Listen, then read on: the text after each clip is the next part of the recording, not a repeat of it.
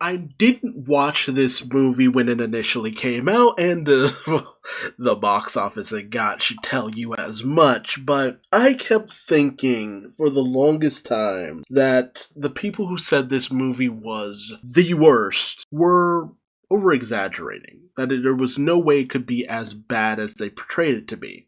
Now, I wasn't really that knowledgeable about the character of Elektra at the time, whereas now I know quite a bit much more. Not a complete lot, but enough. But watching this movie was just boring. It was just so boring. The cuts made no sense. The action was just unintuitive. And it's not even like the martial arts in the movie was just that bad. It's just that they just seem so lame. And I still have no idea why this movie was even made. Because, don't get me wrong, Elektra in and of herself is an interesting enough character. But were people really clamoring to see an Elektra movie? And for this to be the thing that people cite as the reason why we never had a female-led movie for years. I mean, geez, I guess between this and Catwoman, I guess it makes sense, but God, come on. There are plenty of male-led superhero movies that are just as bad as this. And,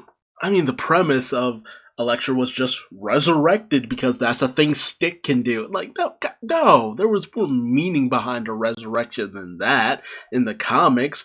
And her being tasked with killing this teenage martial arts prodigy it's the oldest story in the book, and her having a dad that Elektra ends up romantically interested in. Oh my god, it's just so paint by numbers. And the Hand's appearance here should have been interesting, but the Hand have only been interesting in one instant, and that was in, I think it was season 1 or season 2 of Daredevil. I'm pretty sure it was season 1 of Daredevil, the Netflix series, and that was it. Every time they just don't manage to get it right. The Hand's selling point is that they are ninjas who can just keep resurrecting their force over and over again.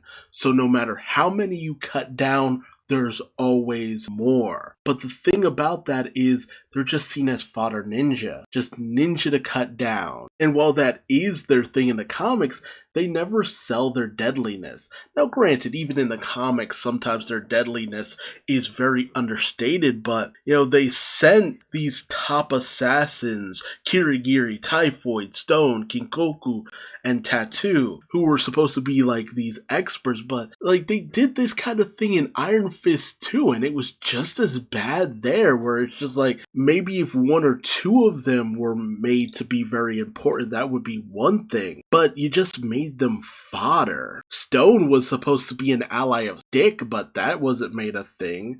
Kirigiri was the person who killed Elektra's mother, but man, I couldn't care less about that. And Typhoid was supposed to be Typhoid Mary, Bloody Mary, also featured in Iron Fist. Or was it Jessica Jones? God, I'm starting to mix up my Netflix series, but she wasn't interesting there either, honestly.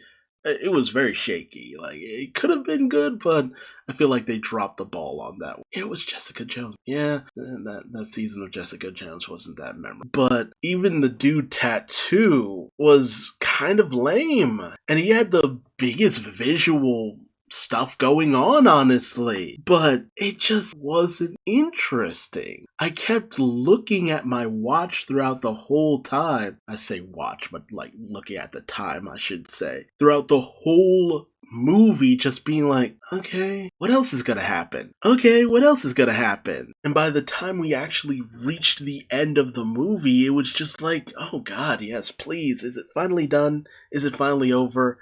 Oh god, that was a waste of time. And I try to tend to look at the bright side of certain things, but I'm sorry, Elektra just rarely has good moments in comics. One of the best stuff that she really had, I've read a few Elektra books, and from time to time she has a good book here and there, but it's few and far in between. It's usually when she's teamed up with someone else that you have the best Elektra stuff. And as far as a Marvel series that had our first female lead in it, Elektra would not have been my first choice. And honestly, between the Daredevil movie and the Elektra movie, they kind of just point out why Elektra they did the most notable things for Elektra, and that's her death and then her resurrection with her romance with Daredevil.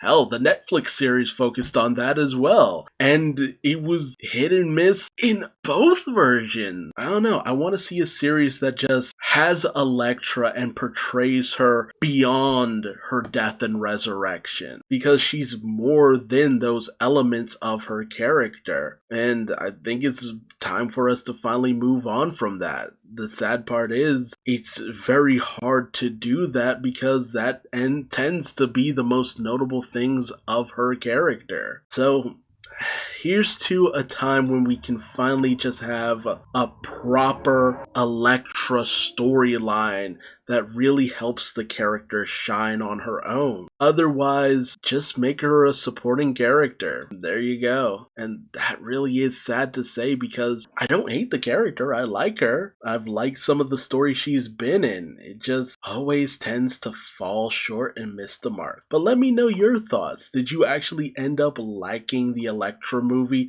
I would love to hear from someone who actually enjoyed that movie and why you enjoyed it more than anything else. So let me know your thoughts in the comment section below. If you like this video, please like, comment, subscribe, and hit the bell icon for notifications. And until next time, I've been Duuz-Diz-Din, and I will see you later. Bye-bye.